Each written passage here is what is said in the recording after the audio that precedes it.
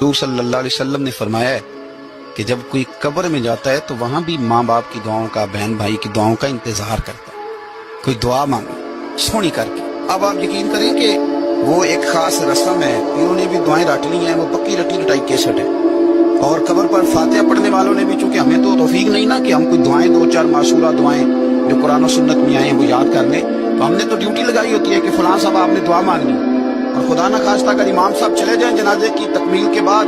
اور وہ قبرستان نہ ہے تو پھر تو شاید پرچیاں ڈالنی پڑیں کہ دعا کون کرے، ذوق نہیں۔ لیکن حضرت عوف بن مالک رضی اللہ تعالیٰ عنہ فرماتے اس رنگ میں حضور دعا مانگتے قبر پہ کھڑے ہو۔ حضرت طلحہ بن برا کی قبر پر پتہ ہے نبی پاک نے کیا دعا مانگی؟ حضور فرمانے لگے میرا طلحہ، اللہ تیری بارگاہ میں آیا ہے، جب میرا یہ غلام تجھ سے ملے نا تو مالک یہ بڑا کمزور ہے، یہ بڑا میٹھا ہے، بڑا پیارا ہے، اے اللہ جب میرا طلحہ تجھ سے ملے تو اسے ذرا مسکرا کے ملنا۔